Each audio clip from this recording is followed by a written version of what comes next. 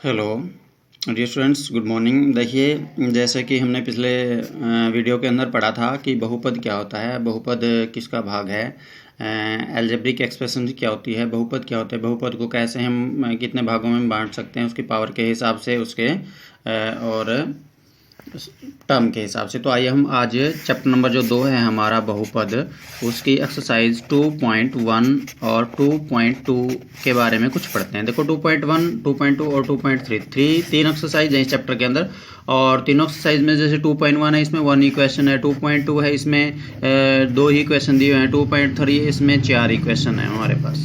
बस कुल मिला के 6-7 क्वेश्चन हमारे पास इस चैप्टर के अंदर है, बड़े इजी हैं। तो जैसे 2.1 है, 2.1 में हमने क्या देखना है, जैसे ये ग्राफ है हमारे पास, तो इस ग्राफ में जो हमारी वैल्यू होती है, जो हम निकालते हैं एक्स एक्सिस वाई एक्सिस, जैसे ये हमारे पास एक्स एक्सिस है, ये हमारे पास वाई एक्सिस है।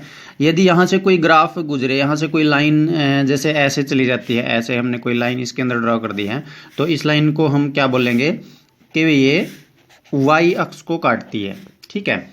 और यदि ऐसे गुजार दी जाए तो क्या कहेंगे, एक्स अक्ष को काटती है।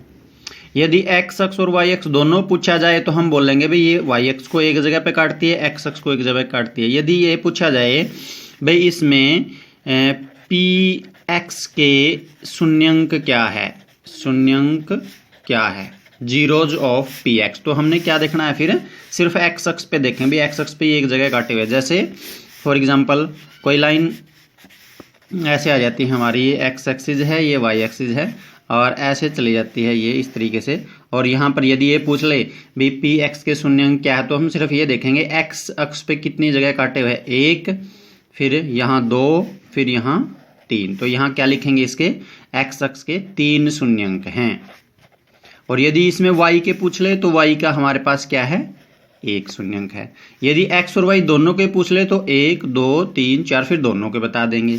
यदि पी एक्स के शून्यंक पूछेंगे तो एक्स वाले, और पी वाई के शून्यंक पूछेंगे तो वाई वाली वैल्यू हम इसके अंदर बताएंगे।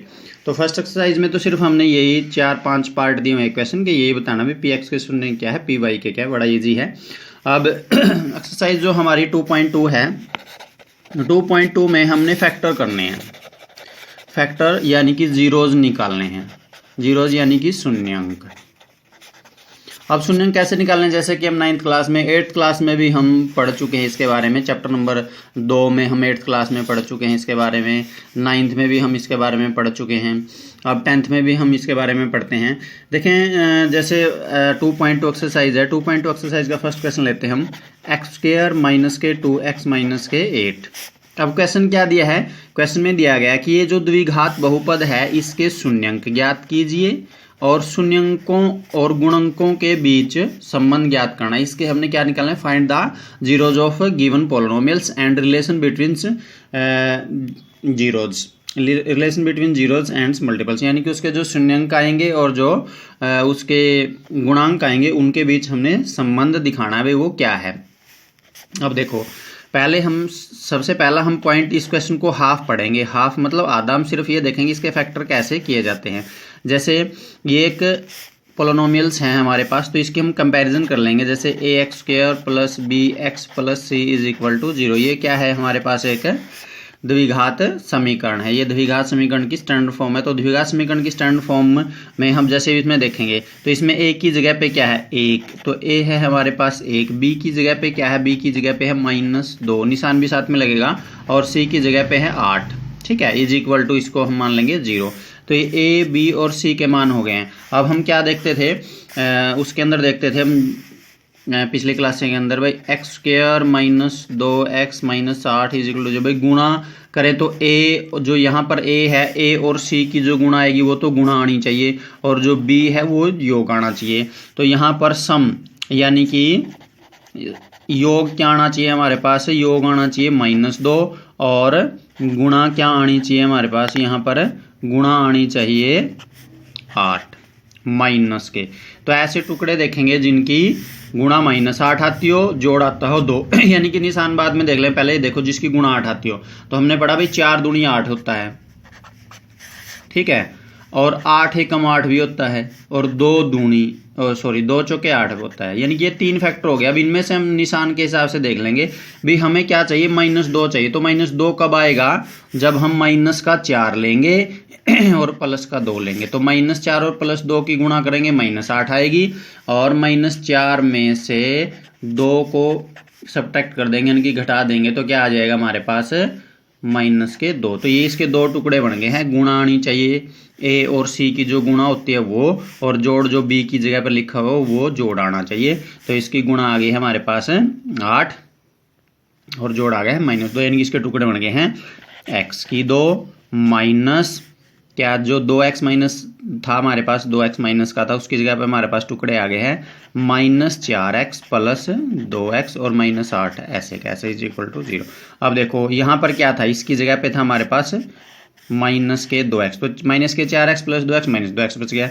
अब x की 2 -4x इसको ब्रैकेट के अंदर ले लेंगे, और यहाँ से प्लस 2x -8 इसको ब्रैकेट के अंदर ले लेंगे। ठीक है, यदि यहाँ माइनस का निशान है तब भी यहाँ प्लस रखेंगे, माइनस अंदर रहेगा।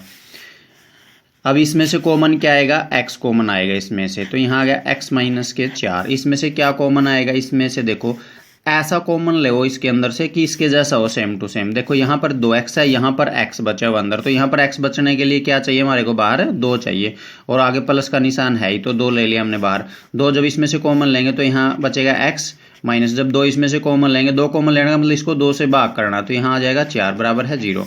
तो एक फैक्टर हो गया हमारे पास जो दोनों में कॉमन है, x -4 जब दोनों में से बाहर लेंगे, और एक बच गया हमारे पास x + 2 = 0। तो ये 2 फैक्टर हो गए हमारे पास, इनको अलग अलग रख देंगे। x -4 = 0, यहाँ पे x की वैल्यू 4 आ जाएगी, x + 2 = 0, यहाँ से x की वैल्यू आ जाएगी -2। तो ये जो हमारे पास द्विघात समीकरण थी बहुपद था, इसके शून्यंक आ गए हमारे पास 4 और -2। ये हाफ क्वेश्चन हो गया। अब आगे रिलेशन दिखाना हमने, रिलेशन बिटवीन जीरोज, शून्यंकों के बीच में जो संबंध है वो दिखाएंगे। तो हम पहले क्वेश्चन को यहाँ तक पढ़ेंगे। पहले जो 2.2 एक्सरसाइज है, 2.2 एक्सरसाइज का जो पहला क्वेश्चन है, इसके 6 पार्ट दिए हुए हैं। तो इन 5-6 पार्टों को हम पहले यहाँ तक हाफ करेंगे, उसके फैक्टर कैसे बनाए जाते हैं। तो ये बात समझ में आई सभी को। देखो सबसे पहले हमने क्या करना है, जो इक्वेशन दी हुई इस इक्वेशन को a b c की फॉर्म में लिख लेते हैं। a क्या है, b क्या है, c क्या है, और फिर ये देखते हैं भाई a और c की जो गुणा आएगी वो गुणानी चाहिए, और जो योग आएगा b का जो स्थान है वहाँ पर क्या आना चाहिए हमारे पास, वो योग आना चाहिए, और a और c की जो गुणा वो गुणानी चाहिए। फिर ऐसे टुकड़े बनाओ जिनकी इतनी गुणा है, और b वाला उसका जोड़ा है, फिर उसको फैक्टर हम बना देते हैं। अब चलो एक क्वेश्चन और ले लेते हैं। जैसे अगला क्वेश्चन है 4s² माइनस के 4s प्लस 1। शॉर्ट में बता देता हूँ। देखो अब इनकी गुणा आनी चाहिए 4 की, और 1 की गुणा आनी चाहिए 4, और जोड़ आना चाहिए -4। तो क्या बनेंगे टुकड़े, -2 और -2। -2 और -2 की गुणा करेंगे तो क्या आ जाएगा, प्लस के 4 आ जाएगा। -2 और -2 को जोड़ेंगे तो माइनस का 4 आ जाए। तो इसके टुकड़े बनेंगे 4s² -2s प्लस 1। उसके बाद आप इसमें से कॉमन लेके इसको कर सकते हैं। थोड़ा शॉर्ट में मैंने बता दिया इसको। आगे क्वेश्चन दिया है 6x² माइनस के 3x माइनस के 3 और माइनस के 7x। तो सबसे पहले इसको हम पावर के हिसाब से लगा लेंगे।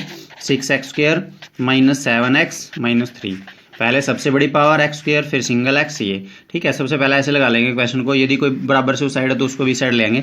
अब गुणा आनी चाहिए 6 की और 3 की 18 माइनस का, और जोड़ आना चाहिए माइनस का 7। तो इसके टुकड़े देखें, 9 दूनी 18 और 9 में से 2 गया 7, तो माइनस का 9 ले लेंगे, प्लस का 2 ले लेंगे। तो माइनस के 9 में से प्लस का 2 जाएगा तो क्या बचेगा, माइनस का 7 बनेगा। इसके टुकड़े आ जाएंगे 6x की 2 minus 9x plus 2x minus 3 = 0। अब इसमें से कॉमन लेके आप इस क्वेश्चन को सोल्व कर सकते हैं, जैसे कि हमने क्वेश्चन नंबर 1 किया है।